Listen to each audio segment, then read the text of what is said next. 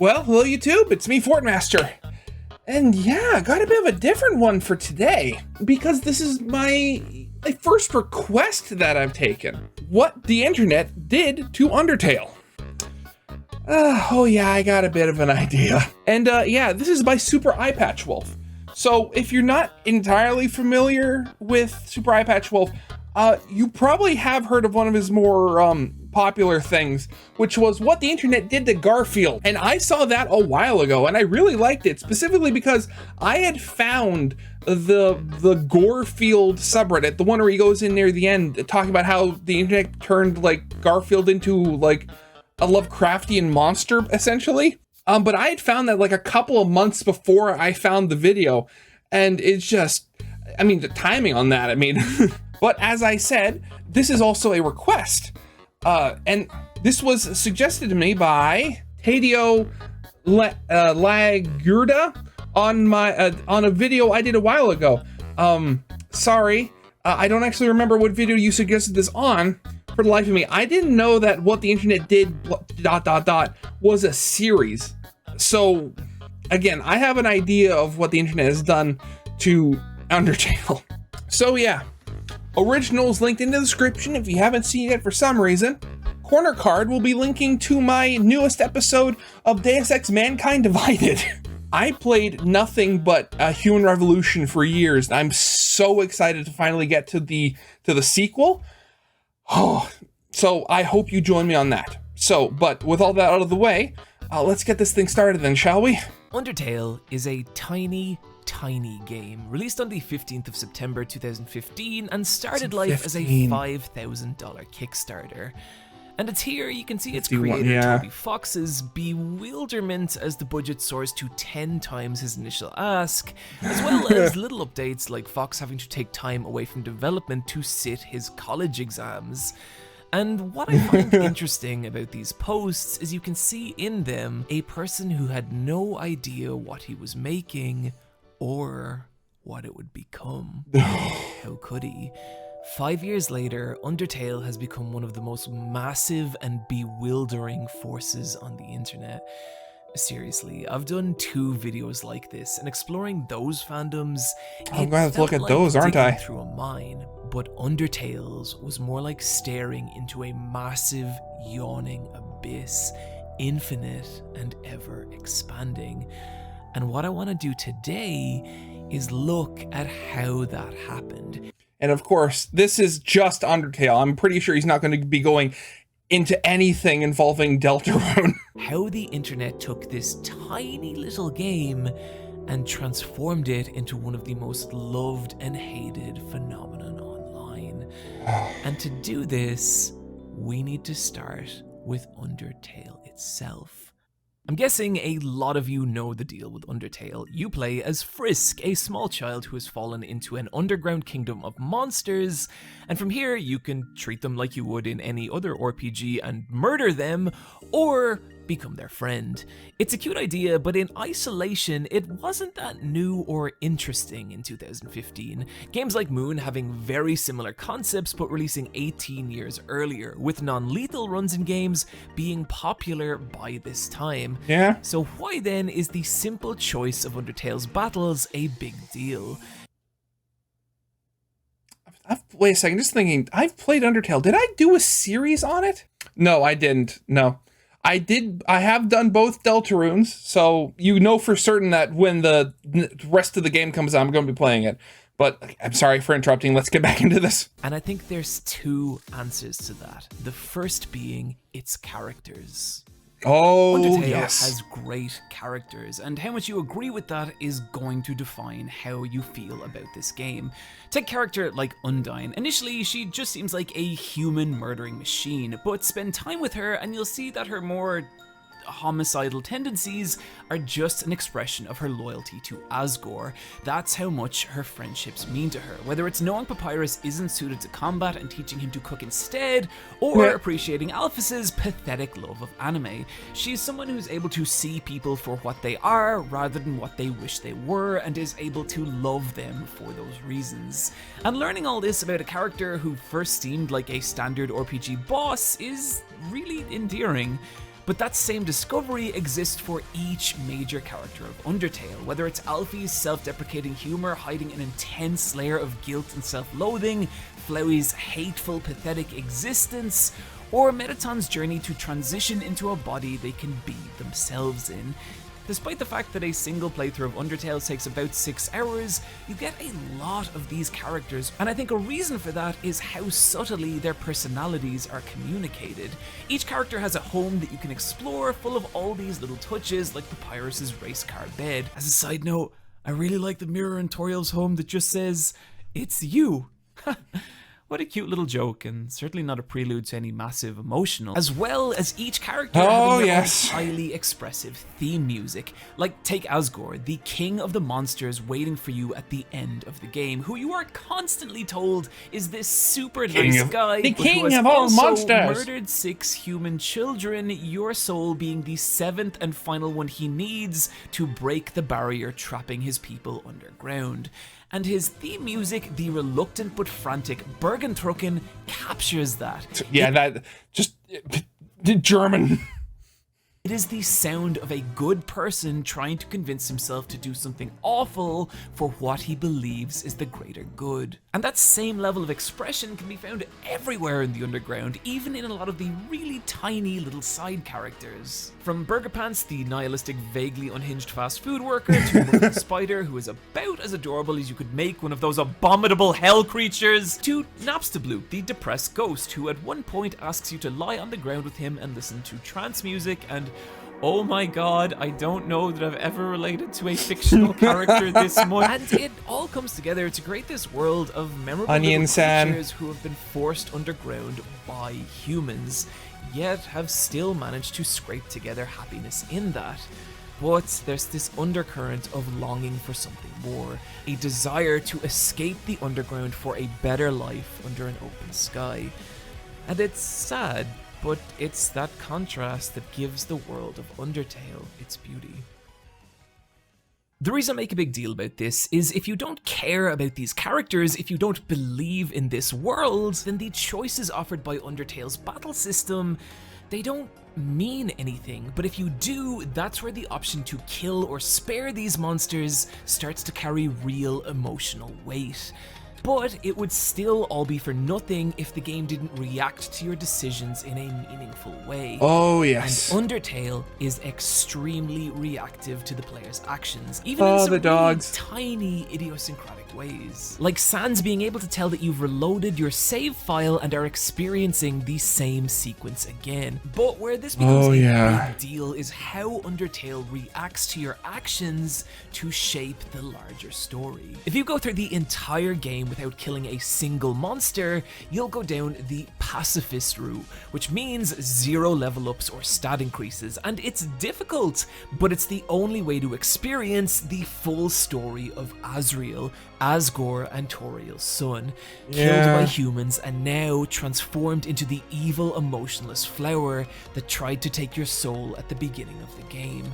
The final battle with him, seeing you and all the monsters you've spared facing Asriel and making him see through pacifism that he still matters. He is still loved despite the terrible things he's done and all the hatred he feels, until finally Asriel loses the will to fight and in one final act of repentance shatters the barrier sealing the monsters underground, freeing them to pursue a new life on the surface. At the end of it, there's just a feeling that you did this. You showed these creatures a real kindness, not through any binary decision, but by consistently doing what you believed was right over what was easy.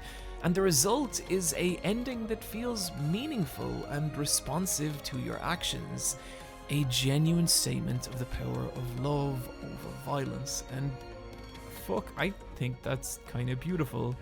But it's also here that things get really interesting.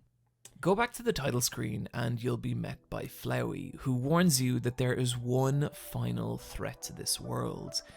You.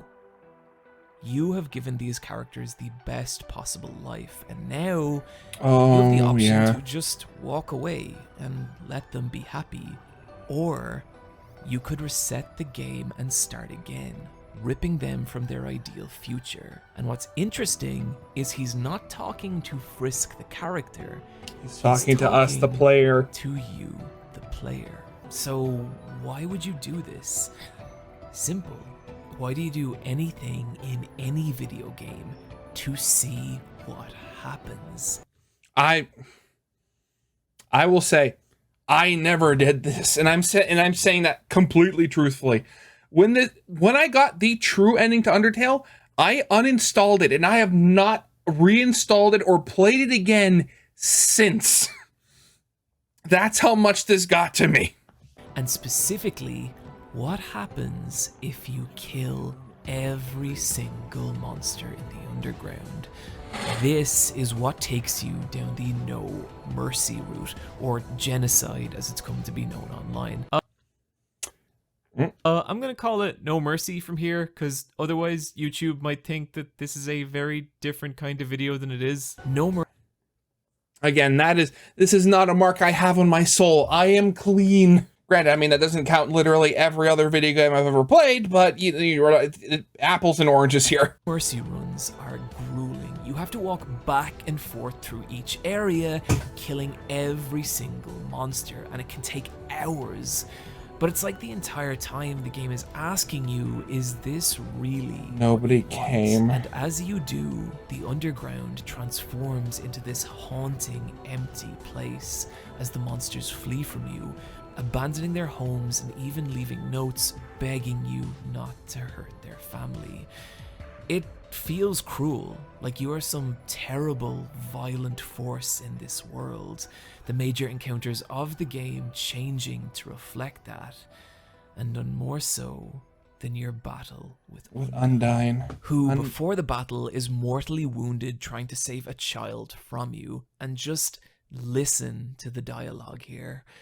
Deep, deep in my soul, there's a burning feeling I can't describe, a burning feeling that won't let me die. This isn't about monsters anymore, is it? If you get past me, you'll destroy them all, won't you? Monsters, humans, everyone. Everyone's hopes, everyone's dreams, vanquished in an instant. Right now, everyone in the world, I can feel their hearts beating as one. The power of determination. All have one goal: to defeat you, human, no, whatever you are. For the sake of the whole world, I, Undyne, will strike you down. I love how this speech plants you as a villain about to battle the true hero of this story. But what's really interesting is that line, human, no, whatever you are. Because you're not human, not in this world. Humans cannot control time. Humans cannot come back from the dead over and over and over. You are not human. You're a being that exists outside this fictional reality. You are a god! You are a person playing a video game. And that gives you massive power over this world and every character in it, illustrated by the battle that follows. Undyne is now dramatically more powerful and difficult than anything you've faced before. But for as grueling as this fight is, it's not a fair one, because each time you die, you can just reset, respawning at the last save point. And with each new attempt, your muscle memory strengthens as you learn the patterns of her attacks, rendering them useless. You are growing. She is not. She can defeat you an infinite number of times and it doesn't matter.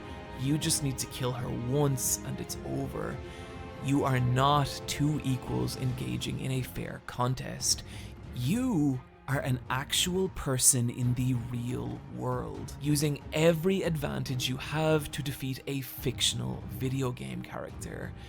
And this fight shows the inherent unfairness of that. And this isn't the only moment the game acknowledges this. Remember the moment where Sans knows you've reset your save file? This happens because each time you reload a save, that is canonical. It is the player manipulating the timeline of this world. Something that becomes even more apparent when later in a No Mercy run, Flowey tells you that he used to have the same power that you do. He used to have the ability to reset the timeline of this world.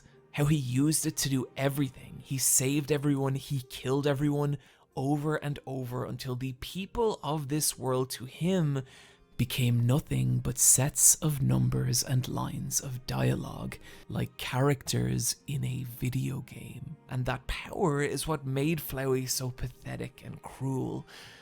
But at this point, you're the same as he is. You've destroyed the lives of creatures much weaker than you are just to see what happens. And that realization is chilling. But this is the strength of Undertale. It presents you with a choice through its battles, gives that choice meaning through its world and characters, and consequence in how the game reacts to your decisions.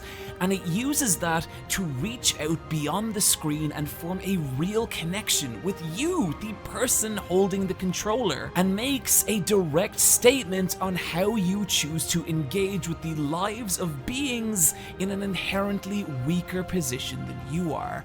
And at its best, that's a powerful personal experience, and why I think people react to this game the way they do.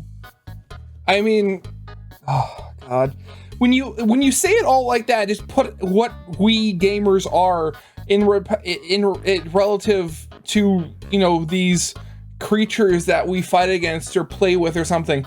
It sounds extremely cruel, doesn't it?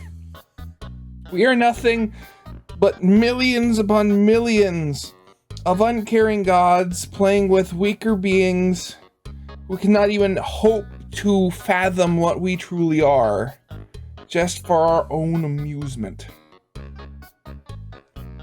That is a really sick and twisted thought. Oh boy, do people react. The reason I spend so much time talking about the appeal of Undertale is that whether you love it or don't, it's important to understand that this is a game that elicits a lot of emotion in people.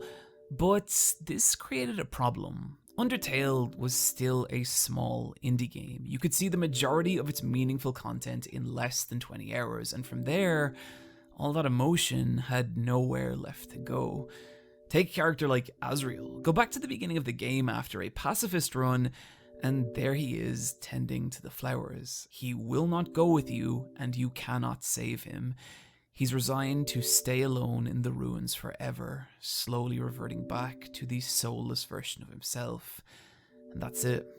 That's the end of this character. And this is where Dreamer Reborn comes in, a fan comment. Oh my god, I remember.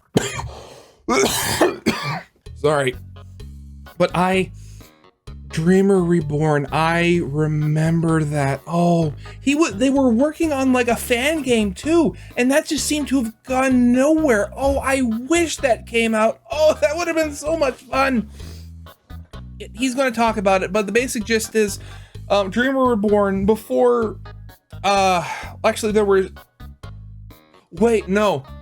There was two of them. Wait a second. I still have the wait, let me see if I can still find it.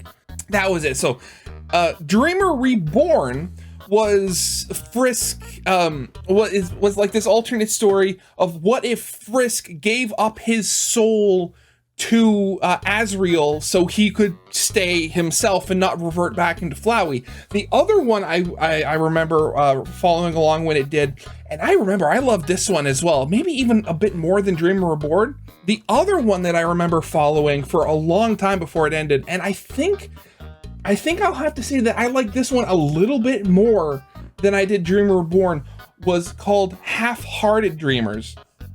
And it was basically Frisk did a Frisk, and they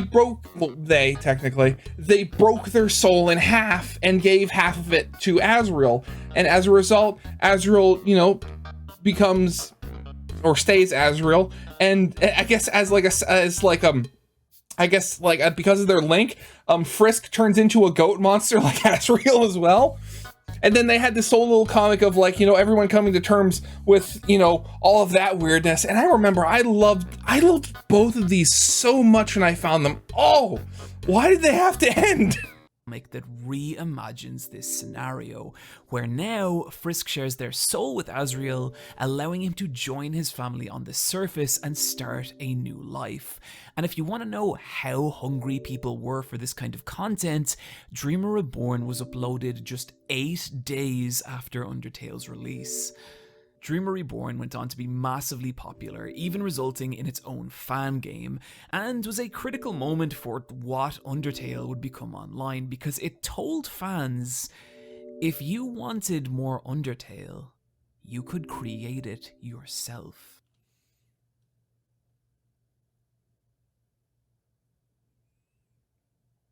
Wait a second, did the Dreamer Reborn fan game actually come out?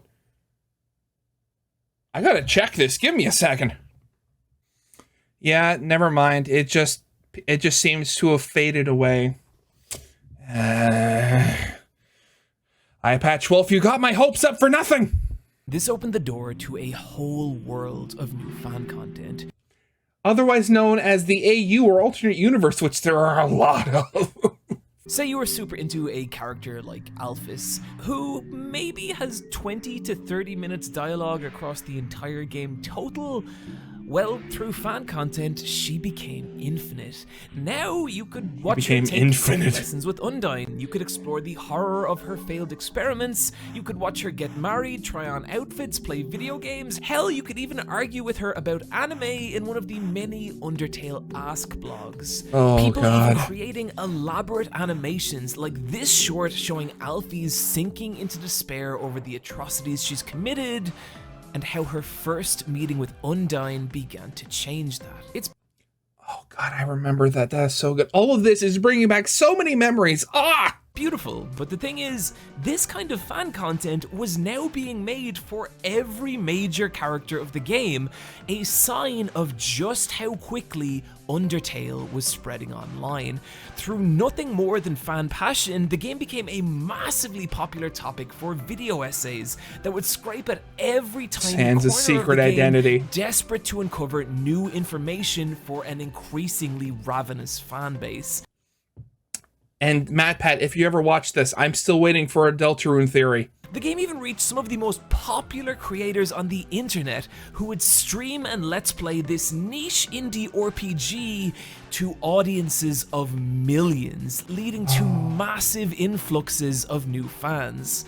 And if you want to see the most explosive expression of that new popularity, animations, you can find it in the Undertale battle animations. No matter how dramatic the showdowns in Undertale felt, visually they were nearly always very simple, and had to be in order to remain feasible for its tiny development. And what these fan animations did was free the most dramatic moments of Undertale's story from those limitations, letting us experience the sheer lunacy of the ratings-driven war with Metaton, the violent, desperate cruelty of a no-mercy route Undyne, or the sheer tragic beauty of a pacifist route Asriel, like the fucking stunning Telly LZ's Hopes and Dreams, capturing all the emotion, tragedy, and tenderness of the showdown with the god of hyperdeath.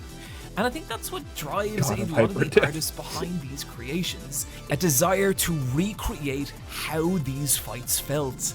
And I'm guessing that's why the most popular by far is the battle with Sans Megalovania. Coming right at the end of a No Mercy run, this is where the game finally pushes back against the player. Sans, having watched you repeatedly destroy the lives of everyone he loves, now faces you in one final terrible fight. And it is a nightmare. Sans even taking control of the timeline and forcing the player to be the victim of saves and resets. And what these animations do is capture all that violence, all that emotion, and express it in a way that was never possible in the original game. The crazy part isn't even how many of these animations there are or their sheer quality, but their insane popularity. I want you to take a look at this animation on screen now, and I want you to try and guess how many views you think this has. Okay, hold that number. Did you guess as high as 4 million views? Well, if you did, you drastically underestimated because it's actually 60 million views. And this is not an anomaly with Undertale fan animations. 22 million views. Oh, I love that Death by Glamour one. Love that one. Oh. Million views. 95 million views. Oh, God, I gotta listen to that again. That song was so stupid. I would wager that with view counts this high, these animations were likely how a lot of people actually discovered Undertale. Meaning, at a point, the Undertale fandom became self-perpetuating, fanworks creating new fans who would in turn create new fanworks. And you could see this new level of popularity being expressed in some really insane ways. Oh, no, what? An entire music scene built up around Undertale fan remixes. People were programming their own Undertale fan games. Kenny Omega even main evented Wrestle Kingdom 13 to Undertale entrance music. I swear to God, what? This is a big deal. And within the fandom itself, I'm sorry. What? Is wrestling real? What? Every tiny corner of the game was now being mined for fan content. You remember those little side characters we mentioned earlier? Each of them now had their own massive fan following. Each tiny strand of Undertale was being filtered through 1,000 different lenses, resulting in legions of fan art, fan comics, fan fiction, plushes, stage productions, live action films, cooking videos, body pillows, porn! Which, yes, I am going to talk about because I refuse to be silenced on this platform! So much porn.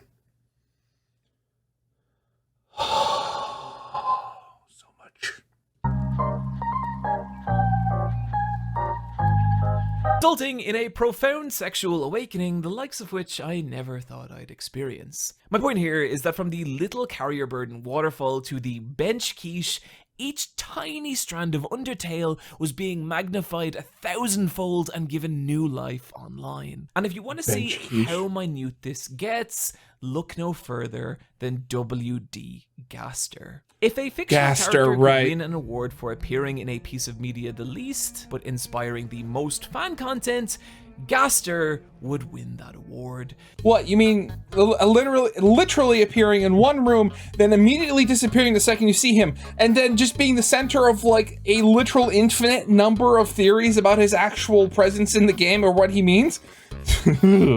Oh. I am very afraid and very excited to see how or if they work him into Deltarune at all. His existence is only suggested in a handful of easily missable moments throughout the game. The Royal Scientist before Alphys, your odds of actually encountering him are tiny, dependent on a randomly assigned number at the start of your game from 1 to 100. And if that number happens to be 66, a mysterious grey room appears 10% of the time, which may contain a character sprite commonly believed to be Gaster, meaning he only appears in roughly 1 out of 1,000 playthroughs. And yet he is a massively popular character in the fandom, appearing in innumerable fan comics, fan fiction, a fully playable boss battle, as well as fan animations, the most popular of which has 45 million views. He's barely in the fucking game! And if it's starting to make sense why I call Undertale's fandom an abyss... Oh buddy, we're just getting started. It just keeps going deeper. On October 17th, 2015, Tumblr user Underfella uploaded a drawing of Toriel. But Underfell! The kindly goat mother you encounter at the start of the game, this was a creepy distortion of that character. He's getting into the alternate universes now. Oh god, Underfell. Though I was always more of a fan back when I was into this stuff. Underswap, you know, the one where Sans was the bubbly, super excitable one, and Papyrus was the really laid back and sort of one that knew more than he was letting on. And something about it resonated with people. So much so that Underfella began to reimagine each character of Undertale in this more sinister light. These images running rampant throughout fan communities, with people now creating their own fan works of this fan work. Fan work, yo. Creating a collective online world of thousands of people envisioning what this new, darker reality of Undertale would be like.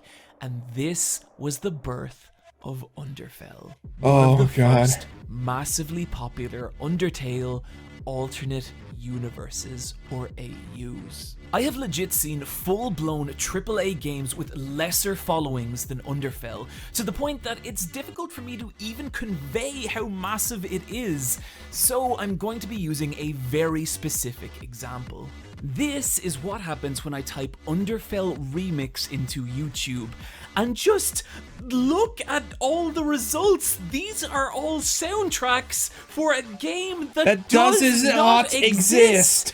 Except it kind of does. There are multiple fully developed Underfell fan games, along with all the other weird shit you'd expect from any property with a massive fan following. All this dark, edgy shit, I love it, but I think the appeal is deeper than that.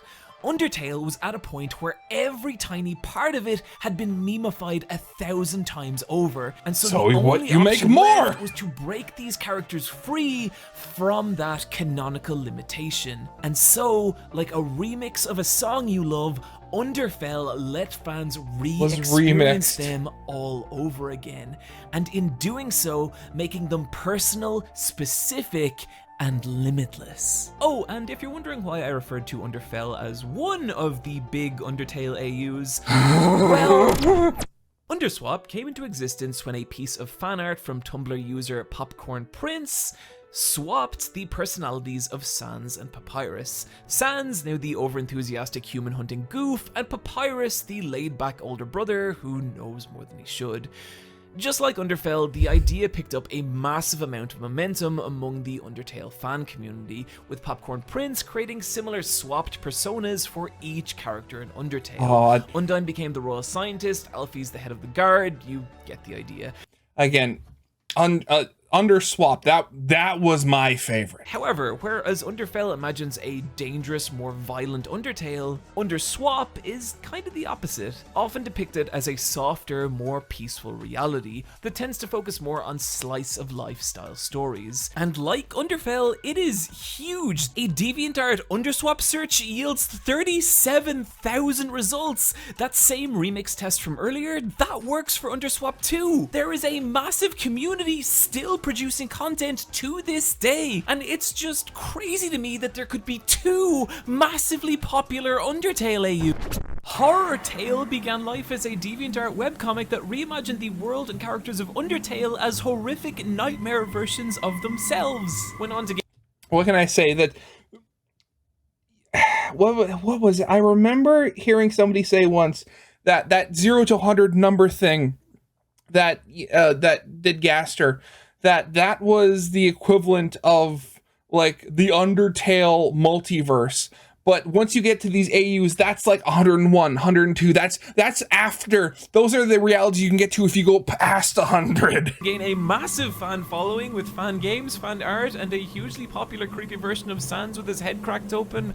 Dusttale is a Korean Ask blog in which Sans, emotionally destroyed from experiencing repeated genocide runs, murders the monsters of the undergrounds to level himself up to finally take down the human and end the infinite looping genocide. It also has a massive fan following with a hugely popular version of Sans, kind of like Undertale crossed with Berserk. Outer Tale is an Undertale this one's in space. set in space. It also has a massively popular fan following. Okay. It doesn't end. It does not end.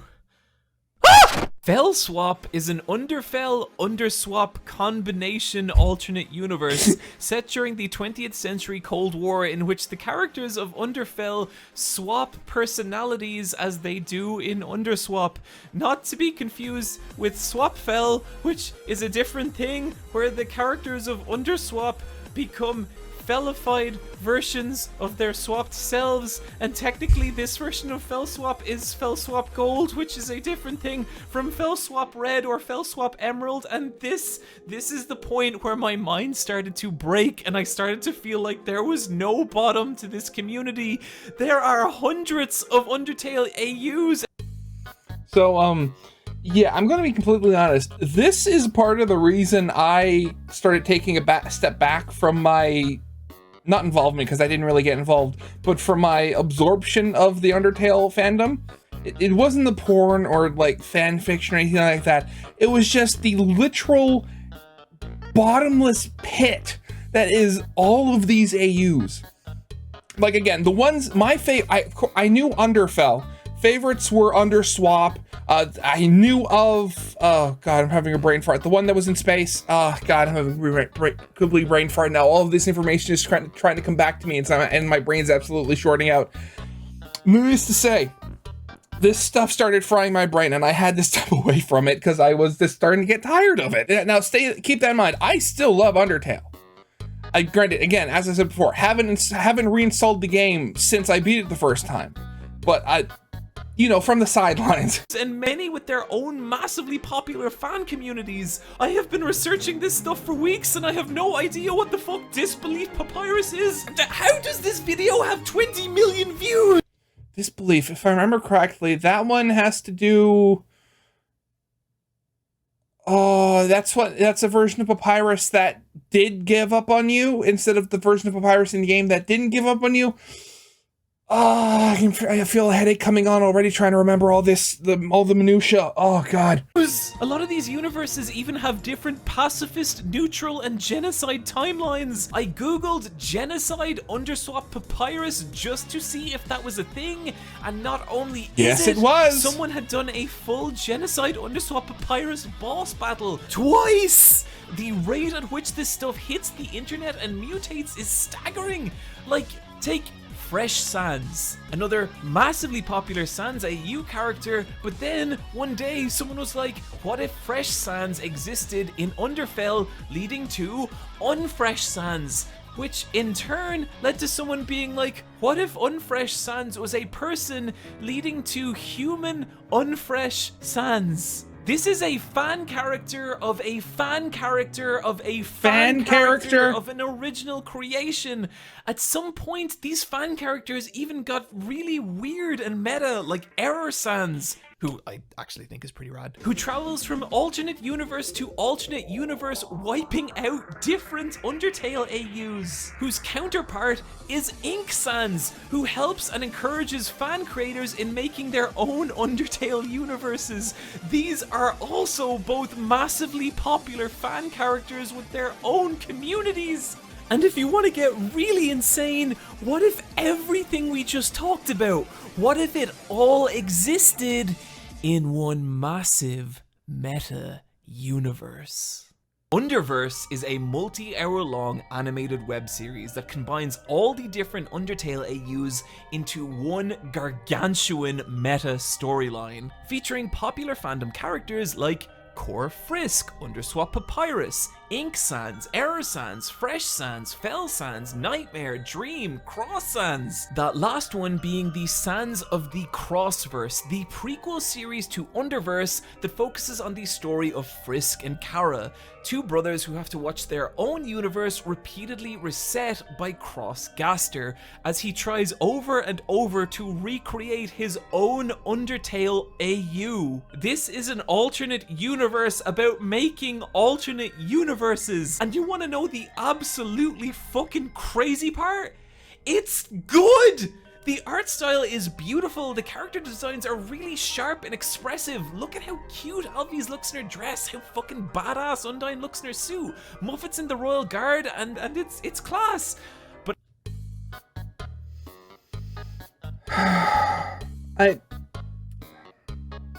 the whole thing is, I've known pretty much all of this for years. Like, I've experienced it, I've read it, I've watched it.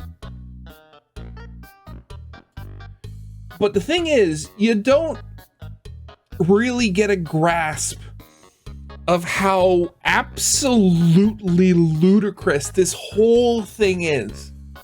Like, just like how like Undertale and the fandom mutates like a highly virulent virus to the point where you have stuff mutating into other things and feeding in and merging, and just you don't get a sense of how absolutely ludicrous that all of this is until you hear somebody else talk about it.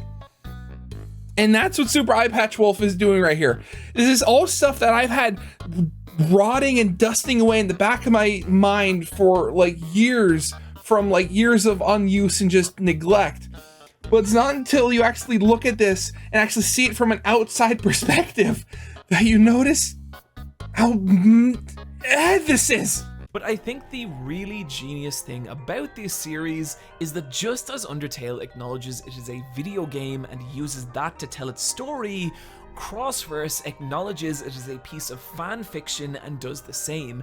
It tries to imagine what it would be like for these characters existing in AUs, trapped in universes where at any moment your timeline could be reset, Frisk and Kara being the only ones to retain memories of their previous timelines, having to repeatedly watch their family, friends and lives, all of it pulled back to zero and starting again, with the character writing strong enough to support that concept.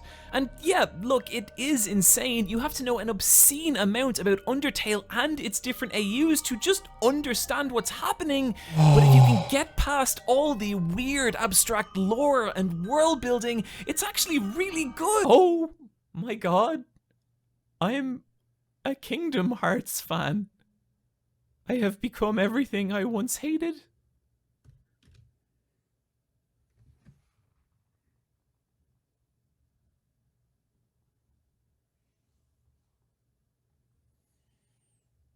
Why did you say that?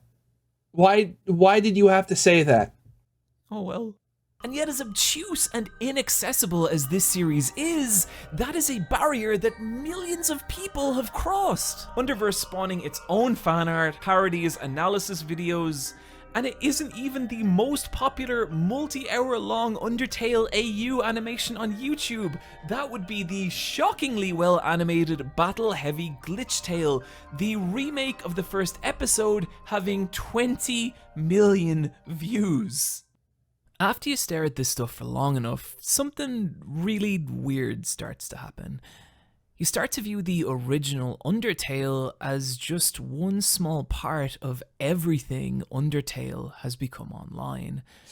And I have to wonder, what is that like for Toby Fox? I've done 2 videos on gigantic online fandoms, but the difference is that one was a massive multi-million-dollar IP designed to disrupt the global games industry, and the other was a primetime TV show created by a multi-billion-dollar corporation. Undertale was a $5,000 Kickstarter from a guy who liked Earthbound. And God. Imagine all that attention on just you. And it was not all positive. Undertale fans were everywhere, flooding every message board and social media feed, and they were going to make themselves heard. Just 2 months after Undertale's release, it was voted the best game of all time in a 2015 GameFAQs poll, beating out many titles that had for years defined what games were, and this was the beginning of a massive backlash from the wider gaming audience, with Undertale cringe compilations and other videos ridiculing the game and the people who loved it. And not helping were the reports of bullying and harassment from within the fandom itself. YouTuber Markiplier infamously cancelling his Let's Play after just 2 episodes. So negative was the backlash to his No Mercy run. With other bizarre incidents, like one that took place at a Taiwanese convention in which a popular fan artist was injured after she was given a cookie with a needle baked into it. You're gonna find stories like this from any community that grows large enough, but this was the level that this niche indie RPG had now reached. And if you want an idea of how intense that might have been, Both the creators of Underfell and Underswap deleted their original blogs. And just imagine what it's like when even the people making things from the thing you made are unable to withstand that massive online feedback. In the years that follow, Fox would become notoriously shy to interviews and public appearances, speaking about his experience in his blog post retrospective on Undertale's popularity. Not only did I not expect this level of popularity, but initially I was afraid of it. I even tried to contact certain Let's Players to tell them not to make any content about it. Like a thunderclap to a small dog, all this attention stressed me out. I wished I had a way to quell the attention. I felt a strange powerlessness. But the line that really chills me from Fox is when he gave in a 2017 interview with Edge magazine, where he stated, "My life has changed permanently and will never change back." And I gotta say, I get that.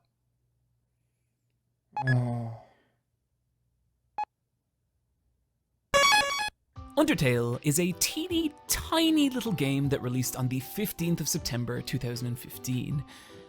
And at the time, I was making my first YouTube video. That's right, this whole video has just been a prelude for me to get weird and personal, and you're too far in to stop watching now. I've been thinking about that time a lot lately. See, I've been doing this for 5 years, and somehow in that time, what to me has always been this small personal YouTube channel has grown to nearly 1 million subscribers, which is something I find equally exciting and horrifying. I love you guys, I really do, but you also terrify me. I love this job, but it changes you. You see your own identity, your own concept of who you are, filtered through 1,000 different lenses, and it is impossible not to get lost in that, to the point that when I think back to the person who made that first video, I don't know that I am them anymore. And that's scary, but that's what the internet does. It takes things and changes them. I'm not trying to compare the moderate success of this channel to that of Undertale's. There is no comparison, and I know this isn't relatable content. Oh no, I have too many fans on the internet. I get it. But I have to believe the emotion behind it is universal. The feeling of looking back 5 years ago and asking, wow, what happened to that person? And I think that's why it hits so hard when right at the end of Undertale, you walk up to that mirror and it says, despite everything, it's still you. That no matter how much you change or your world changes around you, through all the beautiful and terrifying things that will happen, there will always be some part that is undeniably, infinitely you. And that is fucking beautiful. Undertale is a game that creates a lot of emotion, and all the internet did was give that emotion a conduit, letting it spread across countless fan art, let's plays, Twitch streams, and innumerable other pieces of fan media. And Undertale's still the same game it was 5 years ago. It's still a tiny indie RPG. It's just also one of the biggest games on the planet. The internet, social media, and fan culture have just evolved to the point that both those things can be true at the same time. A duality that even 10 years ago wouldn't have been possible. And that comes with a lot of weird stuff, but it also means people across the world get to experience things they never otherwise would have. And with Undertale, and hell, this too, I'm really glad that that happened.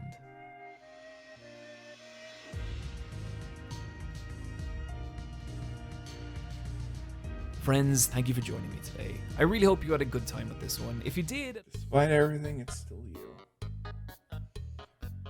Despite everything that gets thrown at you, despite Every grain of sand, every drop of water, every bit of hate, every bit of love. Still you.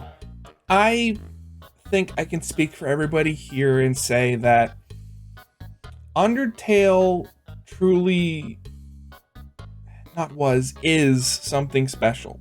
In its message, in its execution, in the community it created. I would be hard pressed to imagine that it hasn't helped a lot of people. And again, like many others, I'm waiting for its sequel to finish, Deltarune. And just, I could very much imagine him, a Super Eye Patch Wolf, making an almost identical video to this as for Deltarune, maybe without the AU stuff, because I haven't actually seen that much AU stuff. Toby Fox, even if it wasn't intentional, is a really great creative. And I just hope that we can see more of that. Either if it's from him or people who are like him who can create more good stuff and create these, even if they do have like bad sides, these like major forces for good and just feelings and just all that stuff. It's just it really is beautiful. But yeah, as always, original video is linked in the description if you haven't seen it for some reason. Corner video will be leading to my newest Let's Play. And yeah, with that all out of the way, I hope you guys liked. If you did, leave a like, subscribe if you have not, and I'll see you guys next time. Goodbye.